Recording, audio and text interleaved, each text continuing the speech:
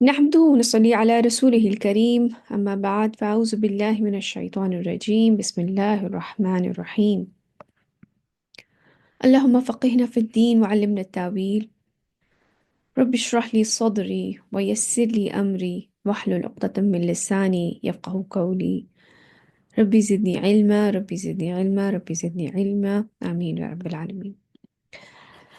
سورہ سبا ہماری پچھلی کلاس میں سٹارٹ ہوئی تھی، ہم نے 22 آیتیں اس کی تھی۔ آج انشاءاللہ 23 سے لے کے 54 انشاءاللہ آج مکمل ہو جائے گی اللہ نے چاہا تو۔ چلیے سٹارٹ کرتے ہیں۔ اعوذ باللہ من الشیطان الرجیم بسم اللہ الرحمن الرحیم۔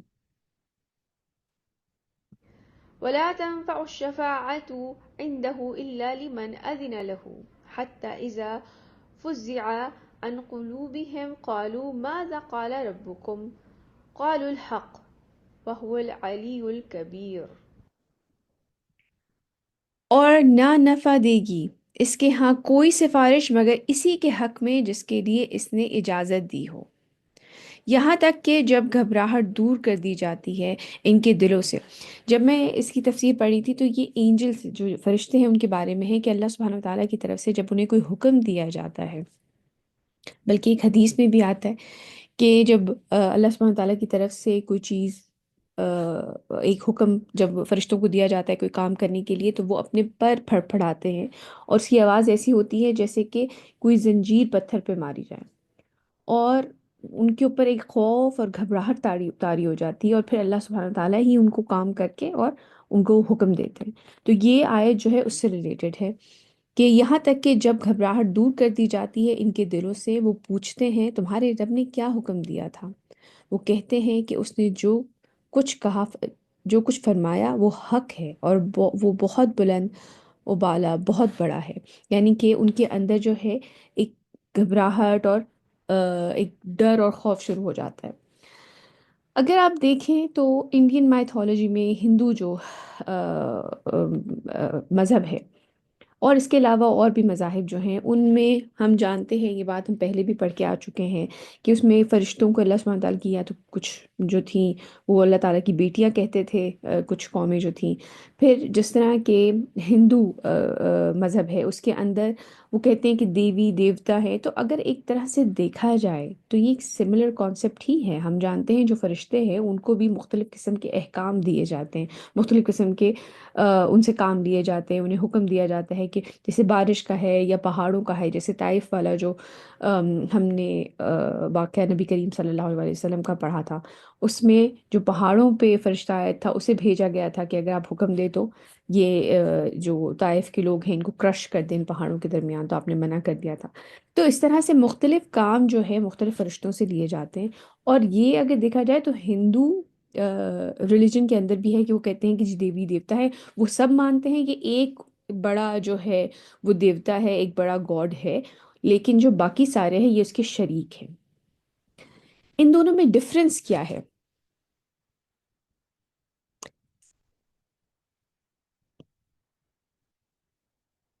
کیا خیال ہے آپ لوگوں کا؟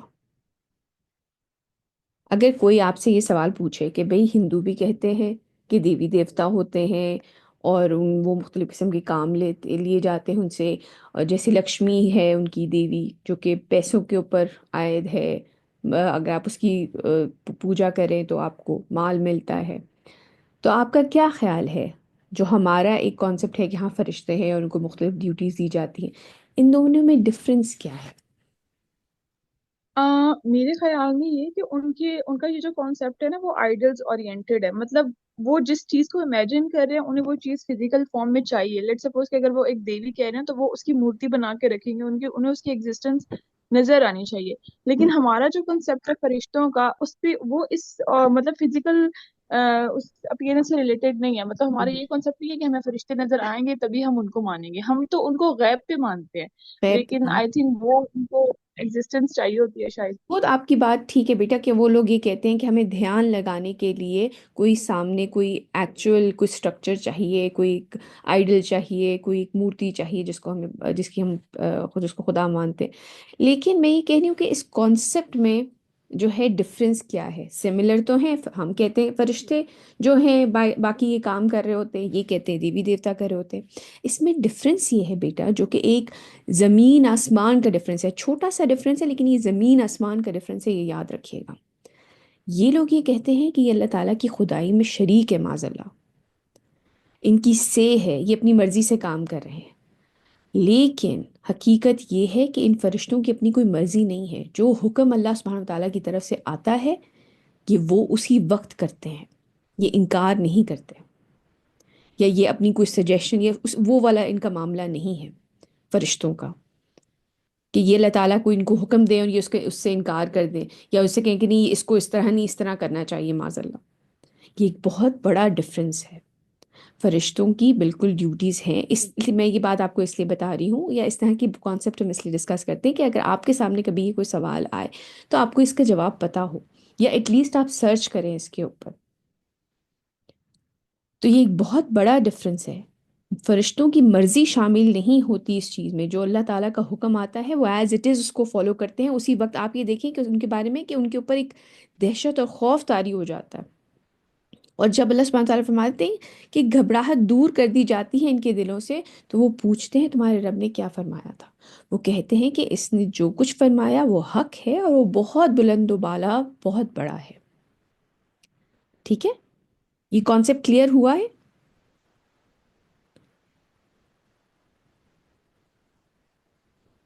تھمز اپ اگر آپ لوگ مجھے دے دیں تو، تاکہ مجھے پتا ہو یہ بات کلیئر ہوئی ہے۔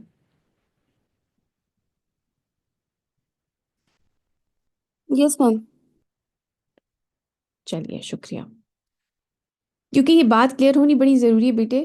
ہمارے ہاں بجائے اس کے کہ اس چیز کو سملر سمجھ لیا جائے کہ وہ بھی تو دیوی دیوتا کہتے ہیں اور ہم بھی تو فرشتے کہتے ہیں، یہ سیم چیز نہیں ہے، کسی اینگل سے سیم چیز نہیں ہے۔ یہ اللہ تعالیٰ کی خدائی میں شریک نہیں ہے، یہ صرف آرڈرز فالو کر رہے ہوتے ہیں۔ ٹھیک ہے، آگے چلتے ہیں۔ قل من يرزقكم من السماوات والأرض قل الله وإنا أو إياكم لعلى هدى أو في ضلال مبين۔ آپ صلی اللہ علیہ وسلم ان سے پوچھئے کہ کون ہے جو تمہیں رزق باہم پہنچاتا ہے آسمانوں اور زمین سے؟ آپ صلی اللہ علیہ وسلم کہیے کہ اللہ، اور یقیناً ہم یا تم لوگ یا تو ہدایت پر ہیں یا کھلی گمراہی میں ہیں۔ یعنی کہ جو کانسیپٹ ہمارا ہے دین کے معاملے میں اور جس کو تم خدا مان رہے ہو، شریک مان رہے ہو، یہ دو بالکل مختلف چیزیں ہیں۔ تو یا تو تم ٹھیک ہو سکتے ہو یا ہم ٹھیک ہو سکتے ہیں، کوئی بین بین والی چیز نہیں ہے کہ کچھ چیزیں تمہاری ٹھیک ہیں کچھ چیزیں ہماری ٹھیک ہیں، ایسا نہیں ہے۔ تو یا تو تم لوگ ہدایت پر ہو یا کھلی گمراہی میں، یا پھر ہم دونوں میں سے ایک فریق ٹھیک ہو سکتا ہے، ایک پارٹی ٹھیک ہو سکتی ہے۔ یہ اتنے زیادہ ڈفرینٹ ویوز ہیں کہ جو شرک کیا جا رہا ہے یا جو اللہ سبحانہ تعالیٰ کی عبادت کی جا رہی ہے، ایک اللہ کو ماننا یا شرک کرنا، یہ دو اتنے پولرائزنگ ویو ہیں۔ ٹھیک ہے، تم دونوں میں سے ایک، ہم دونوں میں سے ایک ٹھیک ہو سکتا ہے۔ تو آپ کہیے کہ اللہ، اور یقیناً ہم یا تم لوگ یا تو ہدایت پہ ہیں یا کھلی گمراہی میں۔ دونوں ٹوٹلی ڈفرینٹ ہیں، یہ کبھی ایک نہیں ہو سکتا کانسیپٹ۔ قل لا تسألون عما أجرمنا ولا نسأل عما تعملون۔ آپ صلی اللہ علیہ وسلم کہیے کہ تم سے نہیں پوچھا جائے گا ہمارے جرائم کے بارے میں، اور نہ ہی ہم سے پوچھا جائے گا تمہارے اعمال کے بارے میں۔ چلیے یہ بات تو کلیئر ہو گئی کہ نہ ان سے ہمارے بارے میں پوچھا جائے گا، نہ ان کے بارے میں ہم سے پوچھا جائے گا۔ تو کیا اس کا مطلب یہ ہے کہ ہمیں لوگوں کی رہنمائی نہیں کرنی چاہیے، انہیں صحیح بات نہیں بتانی چاہیے؟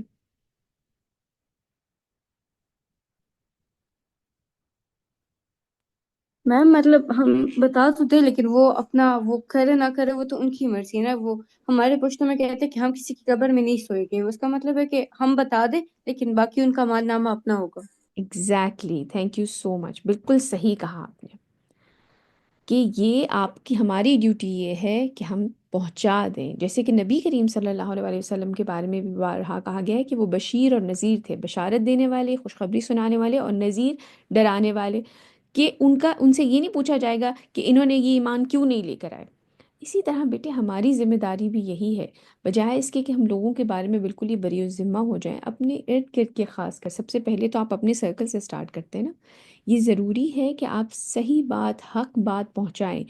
اور یہ بات میں بارہا کہتی ہوں کہ کبھی ہم کہہ کے سمجھاتے ہیں اگلے کو اور کبھی کر کے دکھاتے ہیں، اور یقین رکھیں کہ آپ کے کرنے کا جو امپیکٹ ہوتا ہے نا، وہ لوگوں کے ذہنوں پہ رہ جاتا ہے، جو آپ کر کے دکھا رہے ہوتے ہیں۔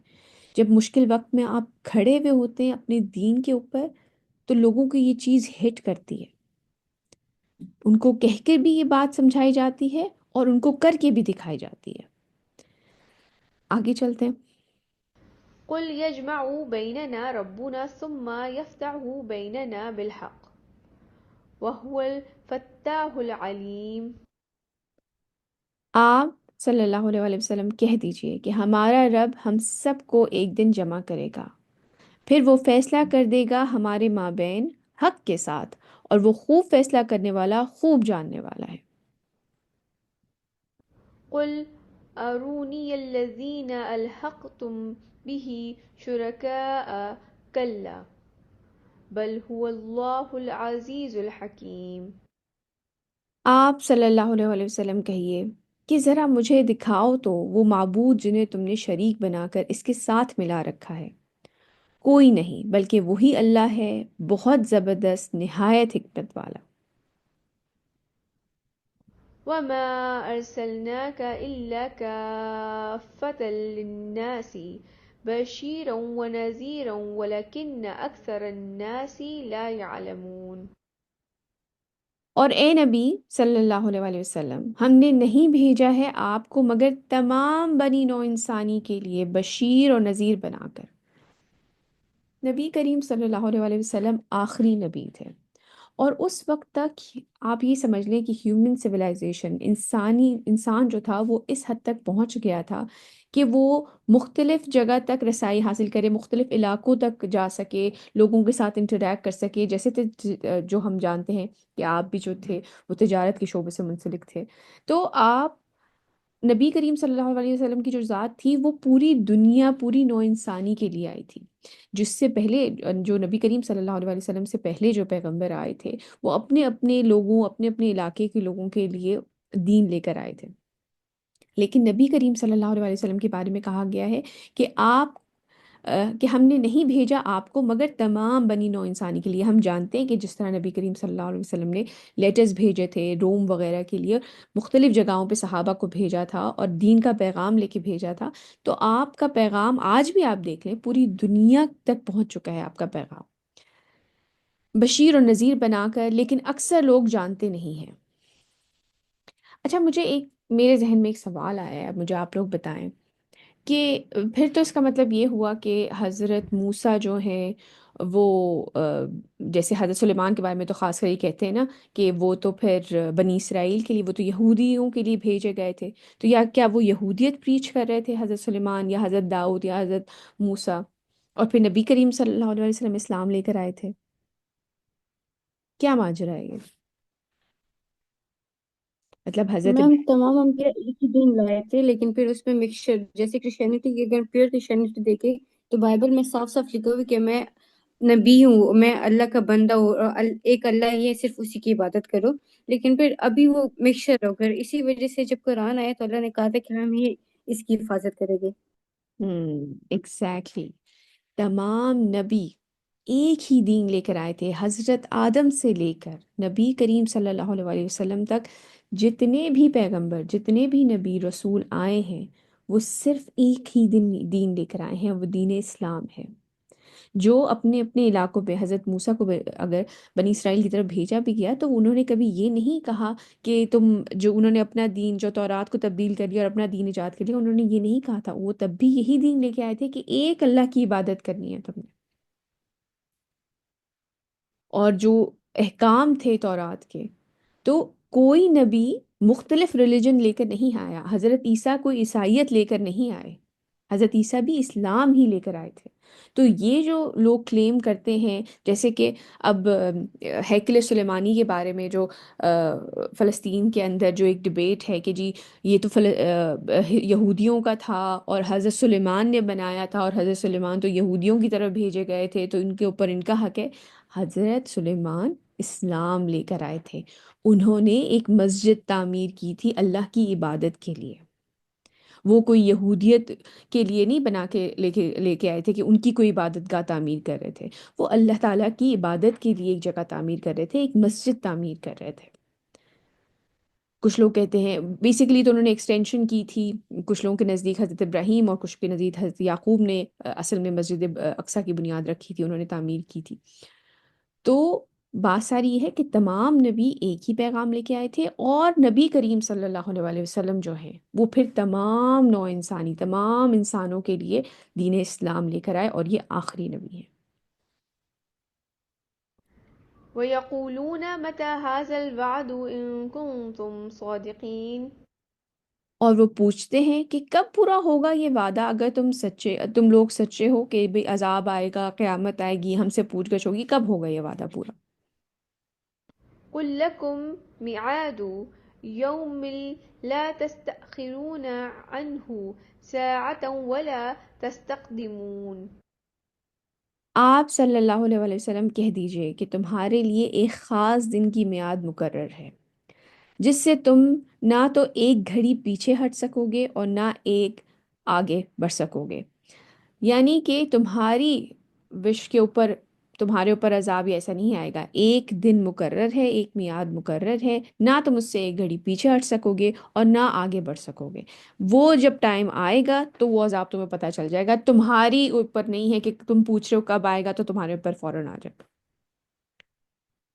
وقال الذين كفروا لن نؤمن بهذا القرآن ولا بالذي بين يديه ولو ترى إذ الظالمون موقوفون عند ربهم۔ اور کہا ان کافروں نے کہ ہم ہرگز ایمان نہیں لائیں گے اس قرآن پر، اور نہ ہی اس قرآن پر جو اس سے پہلے تھا۔ اس کے بارے میں جو تفسیر تھی وہ یہ تھی کہ یہ اس سے پہلے والا جو قرآن ذکر ہو رہا ہے یہ تورات کا ذکر ہو رہا ہے، کیونکہ وہ بھی تھا تو اللہ سبحانہ تعالیٰ کا کلام، اب بعد میں اس کے اندر جو انہوں نے چینجز کر دی ہیں تو اس کی وجہ سے آپ اس کو فالو نہیں کریں گے، لیکن جو سملر چیزیں ہیں اس کے اندر، قرآن کے اندر اور تورات کے اندر، تو وہ تو ٹھیک ہے، لیکن اگر جہاں پہ کوئی کانفلکٹنگ چیز آتی ہے، کوئی مختلف چیز آتی ہے، تو قرآن ہی آخری فیصلہ ہوگا، کیونکہ آخری شریعت جو ہے وہ یہی ہے، آخری رولنگ جو ہے وہ قرآن ہے، آخری کتاب جو ہے وہ قرآن ہے۔ اس کے بارے میں ایک دفعہ آتا ہے کہ حضرت عمر جو تھے وہ تورات لے کے بیٹھے، وہ پڑھ رہے تھے، تو نبی کریم صلی اللہ علیہ وسلم آئے اور آپ نے ان کو دیکھا اور آپ نے فرمایا کہ اگر اس وقت موسیٰ بھی ہوتے تو وہ میری شریعت ہی فالو کرتے۔ حضرت موسیٰ کے اوپر تورات اتری تھی، اس کے باوجود آپ نے فرمایا کہ اگر اس وقت موسیٰ بھی ہوتے تو وہ میری شریعت ہی فالو کرتے۔ اور کہا ان کافروں نے کہ ہم ہرگز ایمان نہیں لائیں گے اس قرآن پر اور نہ ہی اس قرآن پر جو اس سے پہلے تھا۔ اچھا، یہ جو اس وقت کے کفار مکہ تھے وہ یہ بات بھی کرتے تھے کہ یہ جو کتاب جن کو عطا ہوئی ہے، ان لوگوں نے آپس میں نا ایک طرح سے یہ ان کا ایکا ہے کہ ان کو بھی کتاب دی گئی، ان کو بھی کتاب دی گئی، اور ان میں سملیرٹیز بھی ہیں، تو یہ ہمارے اگینسٹ جو ہیں یہ سب اکٹھے ہو گئے۔ تو اس لیے انہوں نے کہا کہ نہ ہم اس قرآن پہ کو مانتے ہیں، نہ جو اس سے پہلے نازل ہوا تھا، نہ ہم اس کتاب کو بھی نہیں مانتے۔ اور کاش آپ دیکھیں جب یہ ظالم کھڑے کیے جائیں گے اپنے رب کے سامنے۔ يرجع بعضهم إلى بعض القول يقول الذين استضعفوا للذين استكبروا لولا أنتم لكنا مؤمنين۔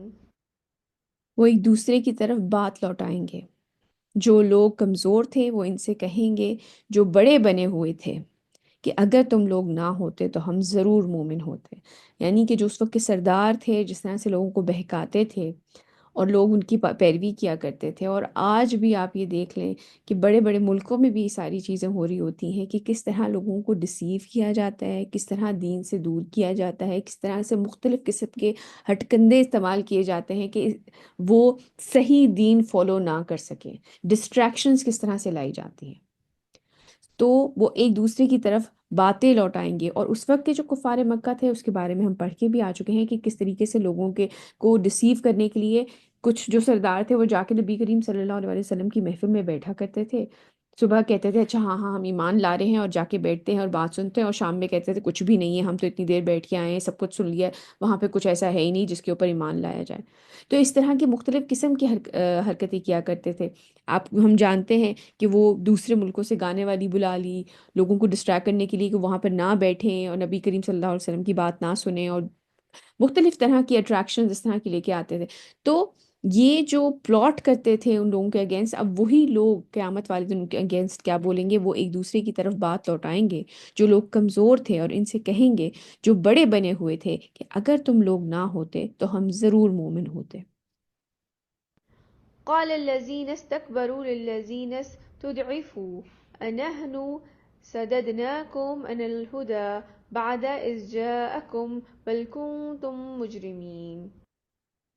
جواباً وہ کہیں گے، یعنی کہ جو بڑے تھے، جو بڑے بنے ہوئے تھے ان سے جو کمزور تھے، کیا ہم نے تمہیں ہدایت سے روکا تھا اس کے بعد کہ وہ تمہارے پاس آ گئی تھی؟ بلکہ تم خود ہی مجرم تھے. کہ ہم نے تمہارا ہاتھ پکڑ کے تو نہیں روک لیا تھا کہ تم ایمان نہ لے کر آؤ، تم خود ہی مجرم ہو. آپ کو یاد ہوگا ہم نے قرآن میں شیطان کے بارے میں بھی یہ پڑھا تھا کہ اس دن بھی وہ اعلان برات کر دے گا. وہ کہے گا میں تو صرف تمہیں سجیسٹ کرتا تھا، میں نے تمہارا ہاتھ پکڑ کے تم سے کچھ نہیں کروایا. وقال الذين استضعفوا للذين استكبروا بل مكر الليل والنهار إذ تأمروننا أن نكفر بالله ونجعل له أندادا. اس پر کہیں گے وہ جو کمزور تھے اس سے جو بڑے بنے ہوئے تھے، بلکہ یہ تمہاری رات دن کی سازشیں تھیں جب تم ہمیں حکم دیتے تھے کہ ہم اللہ کا کفر کریں اور اس کے لیے مد مقابل ٹھہرائیں. بیٹا اس آیت سے ہمیں کیا چیز پتہ چل رہی ہے؟ یہ جو پچھلی 2-3 آیتیں گزری ہیں، آپ کا کیا خیال ہے؟ ہمارا اس کے اوپر عمل کیا ہونا چاہیے؟ کیونکہ ڈسٹریکشن یا بہکانے والے تو ہمارے ارد گرد بھی بہت ہیں.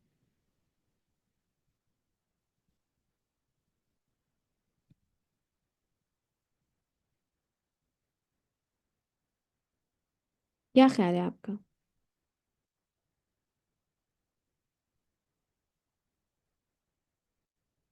اس کے لیے ہمیں خود محنت کرنی ہے، خود جد و جہد کرنی ہے، خود اپنا دین سیکھنا ہے.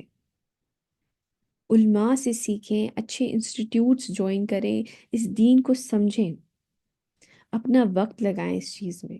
دیکھیں دنیاوی تعلیم میں بھی ہم جتنا اپنا وقت صرف کرتے ہیں اس سے آدھے سے آدھا بھی اگر آپ وقت اپنے دین کے لیے صرف کر دینا تو آپ کے لیے بہت آسانی ہو جائے گی.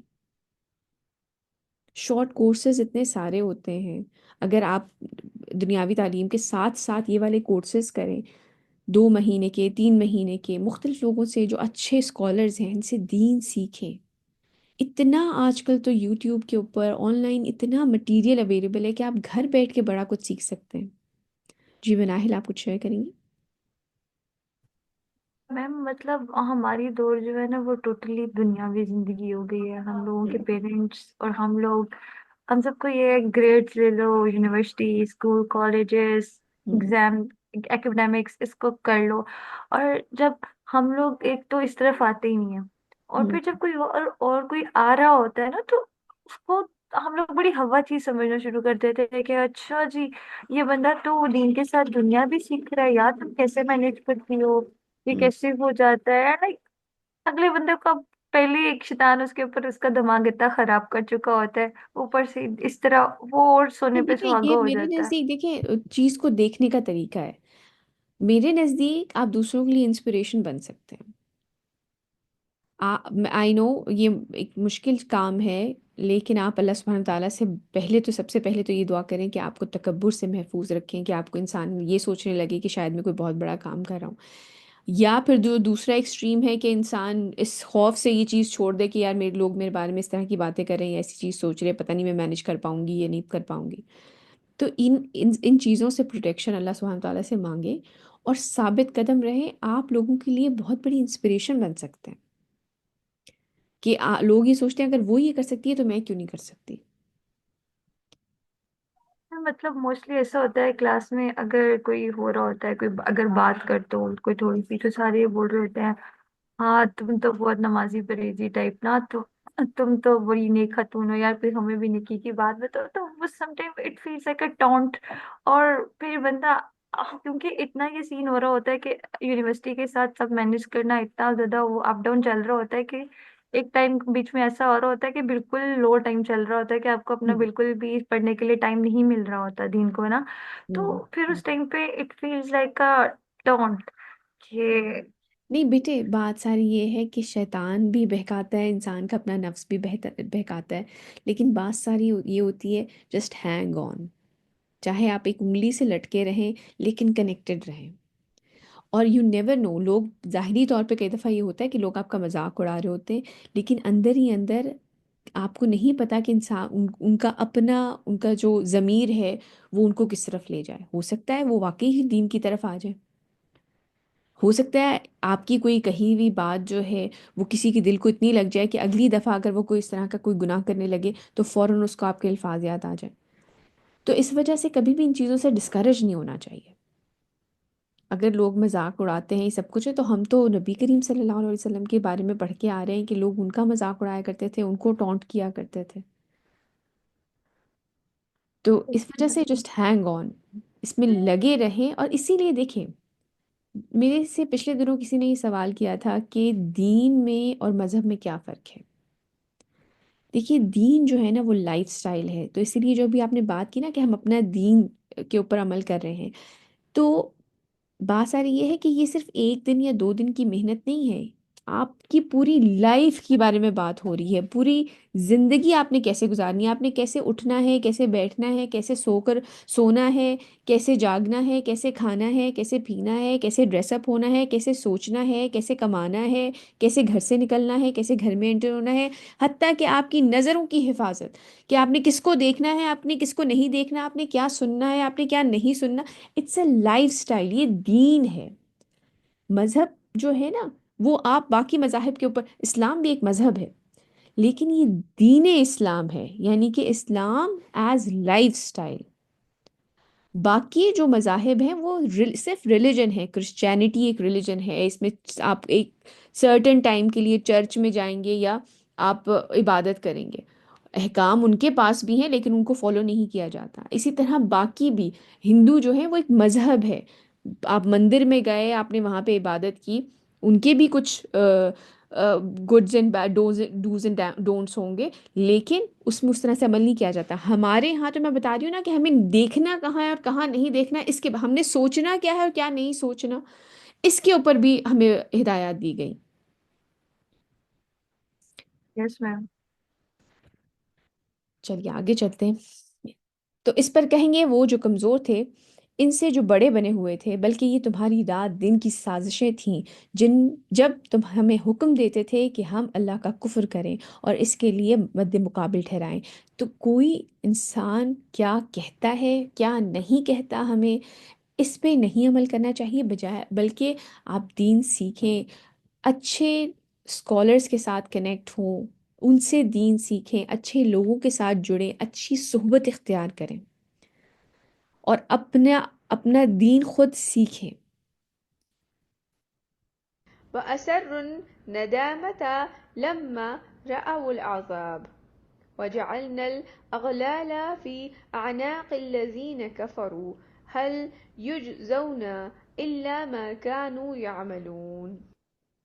اور وہ چھپائیں گے ندامت کو، یعنی کہ جو شرمندگی ہوگی جب وہ عذاب کو دیکھ لیں گے، اور ہم نے توق ڈال دیں گے ان کافروں کی گردن میں، ان کو بدلہ نہیں ملے گا مگر اسی کا جو عمل وہ کرتے تھے.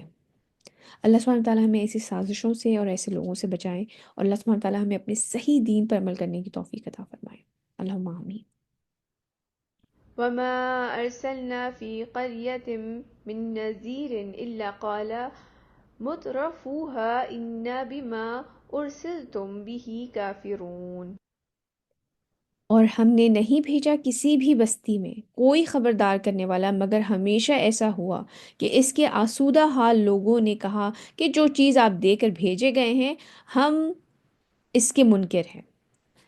جو پچھلے نبیوں کے قصے ہم سارے پڑھ کے آ چکے ہیں، حضرت نوح کے لوگوں نے انکار کیا، قوم عاد، قوم سمود، ہم ان کے بارے میں پڑھ کے آ چکے ہیں کہ کس طرح سے انہوں نے انکار کیا، قوم لوط نے کس طریقے سے انکار کیا، کہ بالکل صاف صاف حضرت یونس کی قوم نے کیسے انکار کیا، صاف صاف انکار کر دیتے تھے کہ ہم نہیں مان رہے۔ لیکن تو اللہ سبحانہ وتعالیٰ نے کوئی ان پہ ظلم نہیں کیا، پہلے ان کے پاس خبردار کرنے والا بھیجا ہے، انہیں بتایا ہے کہ صحیح طریقہ کیا ہے، جب انہوں نے انکار کر دیا ہے تب ان کی تباہی آئی ہے۔ وقالوا نحن أكثر أموالا وأولادا وما نحن بمعذبين۔ اور انہوں نے کہا کہ ہم اموال اور اولاد میں بڑھ کر ہیں اور ہمیں عذاب نہیں دیا جائے گا۔ وہ جو انسان کا ایک کانسیپٹ ہے کہ آج بھی ہمارے لوگوں میں یہ چیز ہے کہ ہمیں تو اللہ تعالیٰ نے مال و دولت سب کچھ دے رکھا ہے، ہمیں تو اولاد بھی خوب دے رکھی ہے، تو اللہ تعالیٰ ہم سے راضی ہی ہوں گے جو اس وجہ سے ہمیں یہ سب کچھ دے رکھا ہے، تو ہمارے اوپر کوئی عذاب نہیں آئے گا۔ حالانکہ یہ حدیث ہم پڑھ کے آ چکے ہیں کہ اللہ سبحانہ وتعالیٰ کے نزدیک اگر اس دنیا کی چیزوں کی حقیقت ایک مچھر کے پر کے برابر بھی ہوتی تو وہ کفار کو جو انکار کرنے والے ہیں ان کو ایک گھونٹ پانی نہ دیتے۔ تو اس دنیا کی چیزوں کی تو کوئی حقیقت ہی نہیں ہے، کسی کے پاس مال زیادہ ہے، اولاد زیادہ ہے، یہ سب تو آزمائش کے طور پہ دی گئی ہیں۔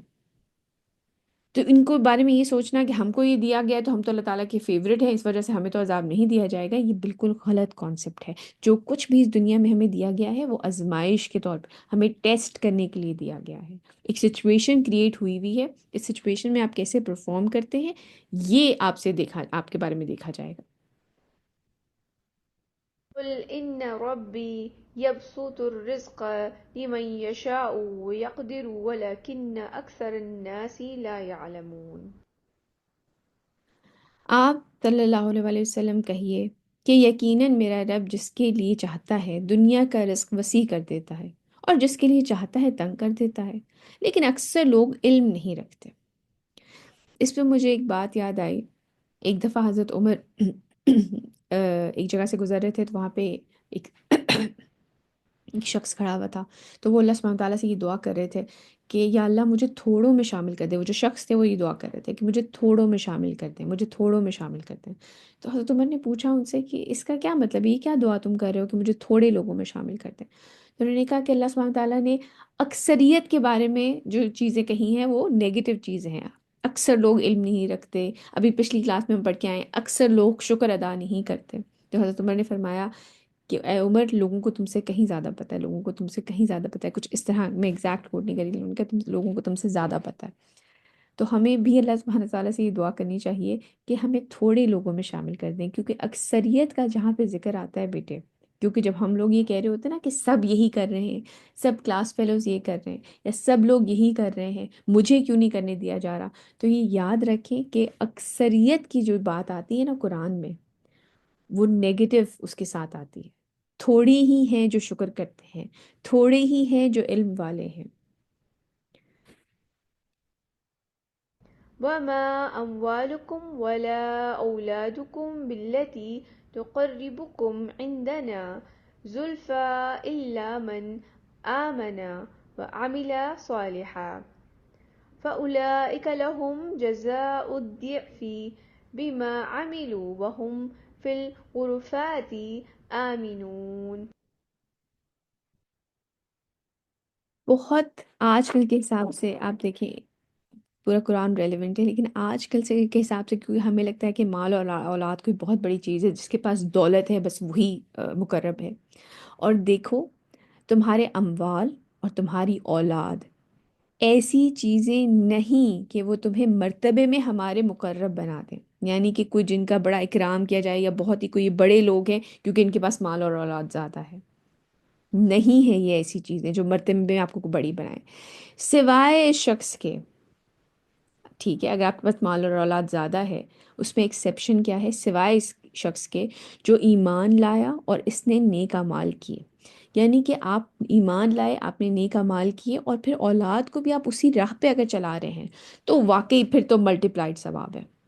اگر آپ کو اللہ تعالیٰ نے دولت، اموال اور اولاد میں سے اگر آپ نے ان کو صحیح طریقے سے استعمال کیا ہے، اس مال کو اللہ کی راہ میں خرچ کیا ہے حلال طریقے سے کمانے میں بھی، کیونکہ اگر کوئی حرام روزی چھوڑ کے حلال روزی کما کے آپشن وہ لے رہا ہے تو اس کا بھی ثواب ہے، حلال روزی کمانے کا بھی ثواب ہے، اور آپ نے اپنی اولاد کو اس دین میں لگایا ہے، ان کی اچھی تربیت کی ہے، ان کو اللہ کا تابعدار بنایا ہے، پھر تو آپ سوچیں کہ کیا ملٹیپلائڈ ثواب ہے، پھر تو واقعی میں اس نے ایمان لایا اور اس نے نیک اعمال کیے تو ایسے لوگوں کے لیے ان کے اعمال کا دگنا اجر ہے، اور وہ بالا خانوں میں امن سے رہیں گے، مطلب جو جنت کے باغات ہیں، جو ان کے گھروں کی بیلکنیز ہوں گی، اس میں پھر وہ آرام سے امن سے رہیں گے، ان کے لیے ہے وہ جنت ہے۔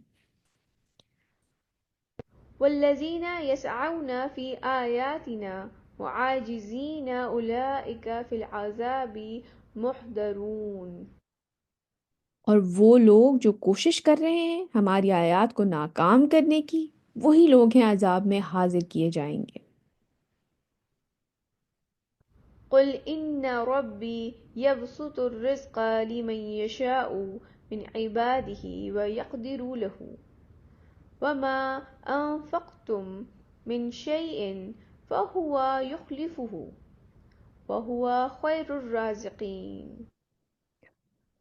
ایک اور بہت ہی پیاری آیت، اے نبی صلی اللہ علیہ وآلہ وسلم، آپ کہیے کہ یقیناً میرا رب کشادہ کرتا ہے، یعنی کہ بڑھاتا ہے رزق جس کے لیے چاہتا ہے اپنے بندوں میں سے، اور جسے چاہتا ہے اس کے لیے تنگ کر دیتا ہے، اور جو کچھ بھی تم لوگ خرچ کرتے ہو تو وہ اسے لوٹا دیتا ہے۔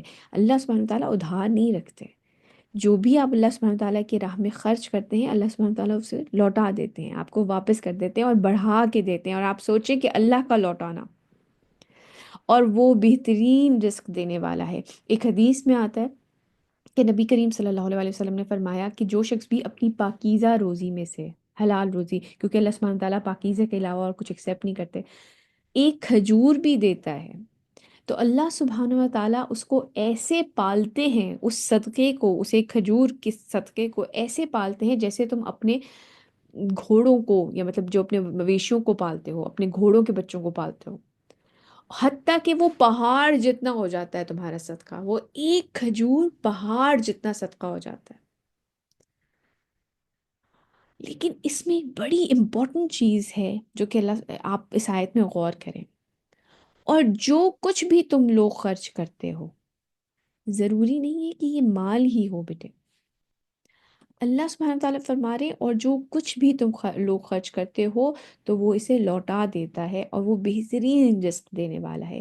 تو چاہے آپ اپنے مال میں سے خرچ کریں، چاہے آپ اپنے علم میں سے خرچ کریں، چاہے آپ لوگوں سے محبت، ان کی مدد میں خرچ کریں، اللہ کی خاطر لوگوں سے محبت کریں، اللہ کی خاطر لوگوں سے محبت کریں، بہترین صلاحیتیں اپنا پتہ کریں کہ آپ بیسٹ کس چیز میں ہیں، اور وہ چیز اللہ سبحانہ تعالیٰ کی راہ میں لگائیں، لوگوں کو معاف کر دیں تو اللہ تعالیٰ لوٹا دیں گے وہ معافی، آپ کو معاف کر دیا جائے گا۔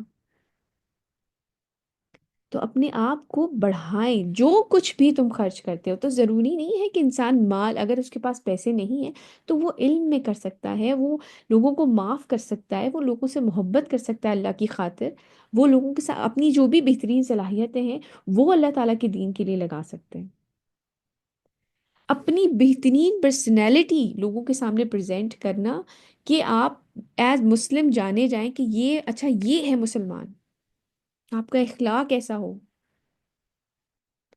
اپنا وقت، میں سوری اس میں وقت لکھنا بھول گئی، اپنا وقت اس چیز میں لگائیں، جتنا ٹائم آپ بہترین اپنا جو آپ وقت صرف کر سکتے ہیں وہ اللہ کے دین کی خدمت کے لیے کر سکتے ہیں، اللہ کے ذکر میں کر سکتے ہیں، آپ یقین کریں آپ کے وقت میں برکت ہوگی، آپ قرآن پڑھنا شروع کریں، آپ کے دن کے باقی سارے کام آسانی سے ہو جائیں گے، آپ کو لگتا ہے یہ کہ قرآن کے لیے ٹائم نہیں نکل رہا، اگر آپ قرآن پڑھ لیں گے تو یقین کریں آپ کے باقی سارے کام ہو جائیں گے، آپ کے وقت میں برکت آ جائے گی، آپ علم خرچ کریں آپ کے علم میں برکت آ جائے گی، آپ اپنی بہترین صلاحیتیں اللہ تعالیٰ کے کام کے لیے لگائیں، آپ کی صلاحیتیں امپروو ہو جائیں گی۔ تو بیٹے اللہ سبحانہ تعالیٰ فرما رہے ہیں تم جو کچھ بھی خرچ کرتے ہو وہ تمہیں لوٹا دیتے ہیں۔ اللہ تعالیٰ ادھار نہیں رکھتے، ایک تو اس دنیا میں بھی لوٹایا جاتا ہے اور آخرت میں کے لیے تو ثواب علیحدہ ہے۔ اس دنیا میں بھی آپ جب اللہ کے دین اللہ کے راہ میں خرچ کرتے ہیں، لوگوں کو کھانا کھلانے میں، ان کی مدد کرنے میں، کاروبار سیٹ اپ کرنے میں، کسی طریقے سے بھی آپ ان کی مدد کرتے ہیں تو اللہ سبحانہ تعالیٰ وہ آپ کو لوٹا دیتے ہیں۔ صدقے سے، حدیث میں صدقے سے مال کم نہیں ہوتا، یہ آپ میری بات لکھ لیں۔ آپ اللہ تعالیٰ کی راہ میں جو چیز بھی لگائیں گے وہ کبھی کم نہیں ہوگی، کبھی کم نہیں ہوگی۔ اس لیے اگر آپ چاہتے ہیں یہ چیزیں بڑھیں تو انہیں اللہ کے دین میں لگا دیں، اپنے وقت کو اللہ کے دین میں لگائیں، ذکر میں لگائیں، قرآن پڑھنے میں لگائیں، قرآن سیکھنے میں لگائیں، قرآن کی تفسیر پڑھیں۔ جس طریقے سے بھی آپ اللہ کے دین میں اپنا اپنا وقت لگائیں گے، اپنی صلاحیتیں، لوگوں کو اللہ تعالیٰ کے لیے معاف کر دیں، لوگوں سے اللہ تعالیٰ کے لیے محبت کریں، جو چیز بھی آپ کریں گے نا وہ آپ کو واپس لوٹا دی جائے گی۔ آگے چلتے ہیں۔ ويوم يحشرهم جميعا ثم يقول للملائكة أهؤلاء إياكم كانوا يعبدون۔ اور جس دن وہ جمع کرے گا ان سب کو، پھر فرشتوں سے فرمائے گا کیا یہ لوگ تمہیں پوجا کرتے تھے؟ فرشتوں کی عبادت بھی کرتے ہیں لوگ، تو کیا یہ تمہیں پوجا کرتے تھے؟ قالوا سبحانك أنت ولينا من دونهم بل كانوا يعبدون الجن أكثرهم بهم مؤمنون۔ وہ کہیں گے آپ پاک ہیں، آپ ہمارے ولی ہیں یا آپ ہمارے دوست ہیں، ہم تو آپ کی سائڈ پہ ہیں، ان کے سوا بلکہ یہ لوگ جنات کی عبادت کیا کرتے تھے، بجائے کہ انہیں یہ لگ رہا تھا یہ فرشتوں کو پوج رہے ہیں، یہ تو اصل میں جنات کی عبادت کیا کرتے تھے، ڈسیو ہوئے ہوئے تھے یہ لوگ۔ ان کی اکثریت ان ہی پر ایمان رکھتی تھی، یعنی کہ جنات کو مان رہی ہوتی تھی۔ فاليوم لا يملك بعضكم لبعض نفعا ولا ضرا ونقول للذين ظلموا ذوقوا عذاب النار التي كنتم بها تكذبون۔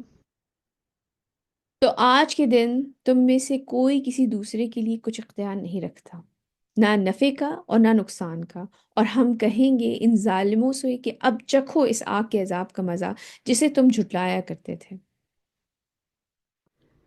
وإذا تتلى عليهم آياتنا بينات قالوا ما هذا إلا رجل يريد أن يصدكم عما كان يعبد آباؤكم۔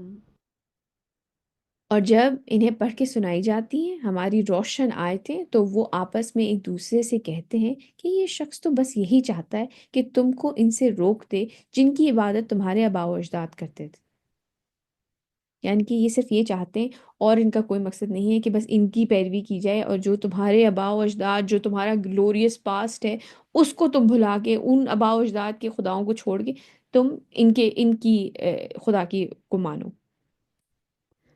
وقالوا ما هذا إلا إفك مفترى وقال الذين كفروا للحق لما جاءهم إن هذا إلا سحر مبين۔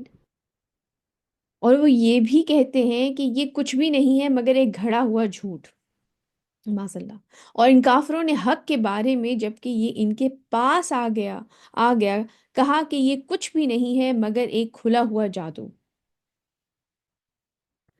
وما آتيناهم من كتب يدرسونها وما أرسلنا إليهم قبلك من نذير۔ اور ہم نے انہیں ایسی کوئی کتاب نہیں دی جنہیں یہ پڑھتے ہوں، اور نہ ہی ہم نے آپ صلی اللہ علیہ وسلم سے پہلے ان کی طرف کوئی خبردار کرنے والا بھیجا تھا۔ جو کفار مکہ تھے ان کے پاس تو کوئی کتاب نہیں تھی، اس طرح سے کوئی آسمانی کتاب نازل نہیں ہوئی تھی نبی کریم صلی اللہ علیہ وسلم سے پہلے، اور نہ ہی یہاں پہ کوئی پیغمبر آئے تھے۔ ہم جانتے ہیں کہ حضرت اسماعیل، حضرت ابراہیم کے جو بیٹے تھے، حضرت اسماعیل جب یہاں پر آئے تو ان کے بعد جو تھے وہاں پر کوئی اور پیغمبر نہیں آیا ہے عربوں میں، اور آخری نبی جو ہے نبی کریم صلی اللہ علیہ وسلم وہ ان میں سے آئے، بنی اسماعیل میں سے، اور تمام جو پیغمبر آئے ہیں وہ بنی اسرائیل میں سے آئے ہیں۔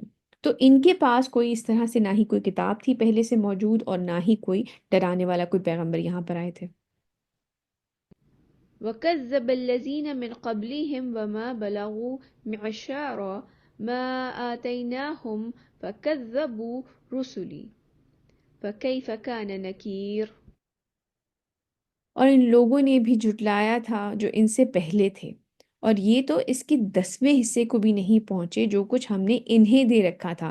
مطلب ہم قوم عاد، قوم سمود کے بارے میں جانتے ہیں، پہاڑوں میں گھر بنایا کرتے تھے، جسمانی طاقت بھی ان کے پاس خوب تھی، یہ تو ان کے 10ویں حصے کو بھی نہیں پہنچے جو کچھ ہم نے انہیں دے رکھا تھا۔ تو انہوں نے میرے رسولوں کو جھٹلایا، بس کیسی رہی ان کے لیے میری پکڑ۔ قل انما اعظكم بواحدة ان تقوموا لله مثنى وفرادا ثم تتفكروا۔ اے نبی صلی اللہ علیہ وآلہ وسلم، آپ کہیے کہ میں تمہیں بس ایک بات کی نصیحت کرتا ہوں، یہ کہ تم کھڑے ہو جاؤ اللہ کے لیے دو دو ہو کر یا اکیلے اکیلے، پھر غور کرو۔ میں چاہتی ہوں بیٹے یہاں پہ ایک پاز لیتے ہیں اور یہ ذرا سوچتے ہیں کہ کس بارے میں بات ہو رہی ہے۔ یہ بات ہو رہی ہے سیلف ریفلیکشن کے بارے میں، کہ ہمیں اپنے گریبان میں جھانک کے دیکھنا چاہیے کہ ہم کہاں سٹینڈ کر رہے ہیں۔ نبی، یہ بات جو ہے کفار مکہ کے بارے میں ہو رہی تھی کیونکہ وہ نبی کریم صلی اللہ علیہ وسلم کو جھٹلا رہے تھے، لیکن ان سے کہا جا رہا ہے کہ تم ذرا سوچو اس بارے میں، ذرا دو دو ہو کے یا اکیلے اکیلے بیٹھ کے ذرا غور و فکر کرو۔ میں یہاں پہ ایک حدیث آپ کے ساتھ شیئر کرنا چاہتی ہوں۔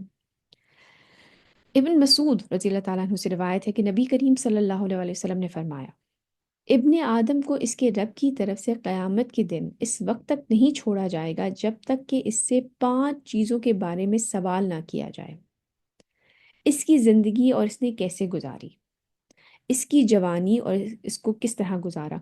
بہت ضروری ہے کیونکہ ماشاءاللہ ابھی آپ لوگ ینگ ہیں، جوانی کی عبادت کا زیادہ ثواب ہے بڑھاپے کی عبادت سے، کیونکہ جوانی میں انسان میں طاقت ہوتی ہے، خود سری بھی ہوتی ہے، اس وقت اللہ کی اطاعت کرنا، پھر آپ کے پاس مواقع بھی ہوتے ہیں، آپ کے پاس دولت بھی ہوتی ہے، اگر آپ کی اچھی جاب وغیرہ لگ جائے تو وہ ساری چیزیں، یا آپ اس وقت جاب ڈھونڈ رہے ہوتے ہیں تو کس طرف جا رہے ہیں، حلال روزی کی طرف یا حرام روزی کی طرف، یا لڑکیوں میں خوبصورت ہوتی ہیں تو اپنے آپ کو کس طرح سے بنا سنوار کے باہر نکل رہی ہیں، یا اپنے آپ کو ڈھک کے باہر نکل رہی ہیں۔ تو جوانی کیسے گزاری، اس کا مال اور اس نے کس طرح کمایا اور کیسے خرچ کیا، اور اس نے اپنے علم پر کتنا عمل کیا۔ یہ 5 چیزیں نبی کریم صلی اللہ علیہ وسلم نے فرمائی کہ انسان ہل نہیں سکے گا اپنی جگہ سے جب تک کہ ان 5 چیزوں کے بارے میں جواب نہ دے دے۔ اور اس کے ساتھ ساتھ میں قرآن کی آیت یہاں پہ کوٹ کرنا چاہوں گی جو کہ خاص کر خواتین سے ریلیٹڈ ہے۔ جو صالح عورتیں ہیں وہ اطاعت شعار ہوتی ہیں اور مردوں کے پیچھے اللہ کی حفاظت اور نگرانی میں ان کی حقوق کی حفاظت کرتی ہیں، یعنی کہ اپنے شوہروں کی اطاعت شعار ہوتی ہیں۔ اور جو اس کی ایکسپلینیشن تھی کہ حفاظت کا کیا مطلب ہے، جس چیز کی حفاظت اللہ کرے گا تو وہ ان چیزوں کی نگرانی کرتی ہیں، تو اس کا مطلب یہ ہے کہ مسلمان بیویوں کو حفاظت کرنی چاہیے کن چیزوں کی؟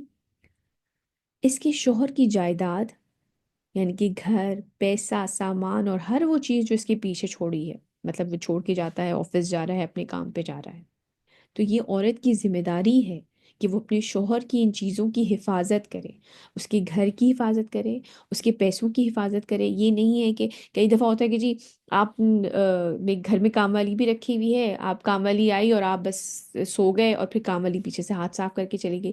ان چیزوں کا آپ نے خیال رکھنا ہے، ہوشیار رہنا ہے، اس گھر کے سامان کی اور ہر وہ چیز جو اس نے پیچھے چھوڑی ہے۔ اس کے ساتھ ساتھ اپنی عزت اور حیا اور اس کی جو عفت ہے اس کی، کہ دیکھیے کوئی ایسا شخص پیچھے گھر کے انٹر نہ ہو جو کہ آپ کو لگتا ہے کہ آپ کے شوہر کو یہ بات پسند نہیں آئے گی، یا نان محرم آپ کے گھر کے اندر انٹر نہ ہو جب آپ کے شوہر وہاں پہ نہیں ہے۔ اس چیز کا خاص خیال رکھا جائے، کسی سے یا فون پہ بات کی جا رہی ہے یا کوئی برائی کی جا رہی ہے۔ ایک دفعہ مجھے اتفاق ہوا ایک شاپ پہ جانے کا، سبزی لینے میں گئی اور وہ عورت جو ہے وہ سبزی والے سے اپنے شوہر کی برائی کر رہی، اور مجھے اتنی حیرت ہوئی کہ یہ ایک نان محرم سے کھڑی ہوئی اپنے شوہر کے بارے میں برائی کر رہی ہے، اور آخر میں اس کے شوہر کی عزت اور رازداری کی۔ بیٹے یہ بہت ضروری ہے کہ آپ ہم سب اپنے شوہروں کی لوگوں سے برائیاں نہ کریں. دیکھیں میاں بیوی کو ایک دوسرے کا لباس کہا گیا ہے. اللہ سبحانہ تعالیٰ نے کہا ہے کہ وہ تمہارے لیے لباس ہے اور تم ان کے لیے لباس ہو. تو ایک تو آپ کی یہ وہ انٹیمیسی والا تعلق ہوتا ہے میاں بیوی کا، لیکن اس کے ساتھ ساتھ لباس ہمارے لیے کیا کرتا ہے، وہ ہمارے عیب بھی ڈھکتا ہے اور ہمیں ڈگنیفائی کرتا ہے. اسی طرح میاں بیوی ایک دوسرے کے عیبوں پہ اوپر پردہ ڈالیں اور ان کی عزت میں اضافہ کریں. تو یہ جو صالح عورتیں اللہ سبحانہ تعالیٰ نے سورہ نساء کی 34ویں آیت ہے اس میں جو اچھی عورتیں ہیں، صالح عورتیں ہیں، وہ کون ہیں؟ جو کہ اطاعت شعار ہوتی ہیں اپنے شوہروں کی، مردوں کی، یعنی کہ جو ان کے شوہر ہیں، اور ان کے پیچھے اللہ کی حفاظت اور نگرانی میں ان کے حقوق کی حفاظت کرتی ہیں. تو جو حفاظت والا لفظ ہے ان میں یہ تمام چیزیں آتی ہیں. تو ایک تو یہ حدیث اور ایک قرآن کی آیت، اگر ان کو ملا کے ہم اپنی سیلف ریفلیکشن کے بارے میں سوچیں، اپنے تزکیہ نفس کریں، تو ہمارے لیے کیا آتا ہے؟ اگر ہم سوچیں میں اپنی زندگی کیسے گزار رہی ہوں، جیسے کہ حدیث میں ہے، میں نے اپنی جوانی کیسے گزاری یا گزار رہی ہوں، ہمارے پاس جو مال ہے وہ حلال سے کمایا گیا ہے یا حرام سے. کئی دفعہ عورتیں اپنے شوہروں کو پریشرائز کرتی ہیں کہ میری ضرورتیں پوری کی جائیں، یا میرے اچھے کپڑے، میری اچھی جولری، یا میرا گھر اس طرح سے ڈیکور ہوا ہوا ہو. تو مرد مجبور ہو جاتے ہیں رشوت لینے کے لیے یا حرام روزی کمانے کے لیے. میں یہ دولت کیسے خرچ کر رہی ہوں؟ کیا یہ میں اپنی زندگی کے اوپر، اپنی اللہ تعالیٰ پہ، اپنی بیوٹیفیکیشن، اپنے کپڑے، اپنی جولری، یا پھر صرف اور صرف بچوں کی دنیاوی تعلیم یا اپنے گھر کی سجاوٹ، یہ کیا مال صرف اس لیے خرچ کیا جا رہا ہے یا واقعی اللہ تعالیٰ کے لیے خرچ کیا جا رہا ہے؟ اگر آپ اپنے بچوں کی اسلامک ایجوکیشن کے اوپر بھی یہ پیسے لگا رہے ہیں، جو کہ ہمیں لگتا ہے کہ کوئی دین پڑھا رہا ہے تو پیسے کیوں لے رہا ہے، پھر اس کے ساتھ بھی پیٹ لگا ہوا ہے. ہو سکتا ہے اس کو بھی گھر والوں کے لیے خرچے پورے کرنے ہیں، وہ بھی تو اپنے اچھے طریقے سے اپنا مال کمانے چاہ رہے ہیں. ہمیں جو دینی تعلیم دے رہے ہوتے ہیں، یا حتیٰ کہ عربک لینگویج سکھا رہے ہیں اگر آپ کے بچوں کو، کہ آپ قرآن سمجھ سکیں آپ کے بچے، ان کو بھی دیتے ہوئے ہمیں تکلیف پہنچ رہی ہوتی ہے. ان چیزوں میں انویسٹ کریں بجائے اس کے کہ اپنے گھر کی خوبصورتی، بہترین سے بہترین کھانا، بچوں کی یونیورسٹیز، بچوں کی ایجوکیشن، بچوں کی ایکسٹرا کریکولر، بچوں کے پیانو کلاسز، بچوں کی فٹ بال کلبز، ان کے اوپر پیسے خرچ کرنے کے بجائے ایسی چیزوں میں پیسے انویسٹ کریں. میں یہ نہیں کہہ رہی یہ غلط ہے، فزیکل ایکٹیویٹی بہت ضروری ہے، آپ افورڈ کر سکتے ہیں تو ضرور کریں، لیکن اگر پرائیورٹائز کرنا ہے نا آپ نے کہ آپ کے بچوں کے لیے کیا چیز زیادہ ضروری ہے، تو دیکھیے دنیاوی تعلیم میں نا بچہ صبح 7 بجے کا نکلا ہوا 2-3 بجے گھر پہنچ رہا ہوتا ہے، اس کو آدھا پونا گھنٹہ دینی تعلیم پہ بھی لگائیں. اگر آپ خود نہیں دے سکتے انفارچونیٹلی تو آؤٹ سورس کریں، کوئی آن لائن ٹیچرز ڈھونڈیں جو یا آپ کے گھر کوئی آ جائے اور آپ پڑھا سکیں اس کو. میں یہ نہیں کہہ رہی کہ آپ بچیوں کو باہر بھیجیں، لیکن اس چیز کو آؤٹ سورس کیا جا سکتا ہے. اگر آپ یہی سب کچھ نہیں کر سکتی تو خود دین سیکھیں اور انہیں سکھائیں. ان چیز اسلامک کورسز پہ انویسٹ کریں بجائے اس کے کہ پارٹیز ہو رہی ہیں، برنچز ہو رہے ہیں، اپنے مہنگے سے مہنگے جوڑے خرید، ان کے اوپر خرچ مت کریں. یقین کریں یہ یہیں رہ جائے گا، اس کا کوئی فائدہ نہیں ہوگا. پھر میں نے اپنے علم پر کتنا عمل کیا، جو علم اللہ سبحانہ تعالیٰ نے دیا تھا اس پہ کتنا عمل کیا. اور پلیز یہ بالکل مت سوچیے گا کہ اگر ہم کوئی چیز نہیں جانیں گے تو ہمارے سے اس کے بارے میں سوال نہیں ہوگا. اگر زیادہ، کچھ لوگ کہتے ہیں زیادہ دین کے بارے میں جانو نا تو پھر سوال بھی تو ہوگا کہ آپ کو پتا تھا. ایسا نہیں ہے. آج کل یہ جو ڈیوائسز ہمارے پاس آ گئی ہیں نا، یہ پوری دنیا ایکسیسیبل ہو گئی. اب آپ یہ نہیں کہہ سکتے، اگر آپ سرچ کر کے مووی ڈھونڈ سکتے ہیں یا کوئی گانا ڈھونڈ سکتے ہیں یا لیٹسٹ فیشن ٹرینڈز ڈھونڈ سکتے ہیں نا، تو آپ اسلامک ویڈیوز بھی ڈھونڈ سکتے ہیں. پھر آپ دورہ ترجمہ قرآن بھی دیکھ سکتے ہیں.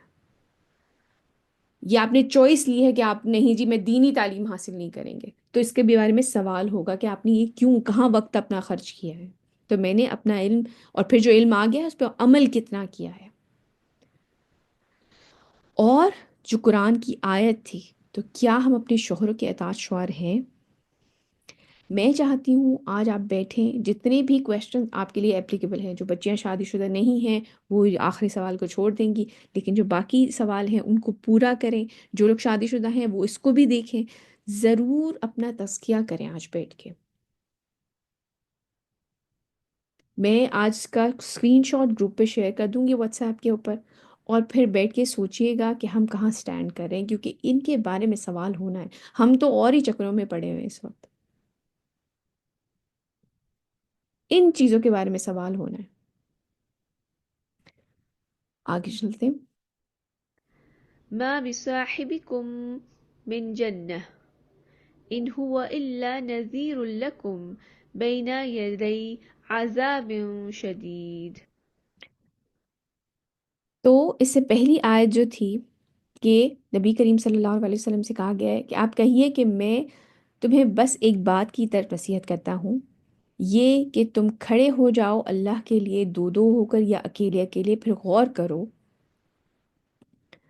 تمہارے ساتھی کو جنون کا کوئی عارضہ نہیں ہے، وہ نہیں ہے مگر تمہارے لیے خبردار کرنے والے۔ مطلب تم نبی کریم صلی اللہ علیہ وسلم کو شروع سے دیکھ رہے ہو، تمہارے سامنے کے پلے بڑے ہیں، تم خود انہیں صادق اور امین کہتے ہو، ان کی پرسنالٹی ایسی ہے کہ وہ تمہیں اس طرح سے بہکائیں گے یا خود کوئی جھوٹ گھڑ لیں گے یا کوئی جادو کر دیں گے تمہارے اوپر۔ تمہارے ساتھی کو جنون کا کوئی عارضہ نہیں ہے، وہ نہیں ہے مگر تمہارے لیے خبردار کرنے والے ایک سخت عذاب کے آنے سے پہلے۔ قل ما سألتكم من أجر فهو لكم إن أجري إلا على الله وهو على كل شيء شهيد۔ آپ صلی اللہ علیہ وآلہ وسلم کہیے کہ اگر میں نے تم سے کچھ اجرت مانگی ہو تو وہ تمہارے ہی لیے ہے۔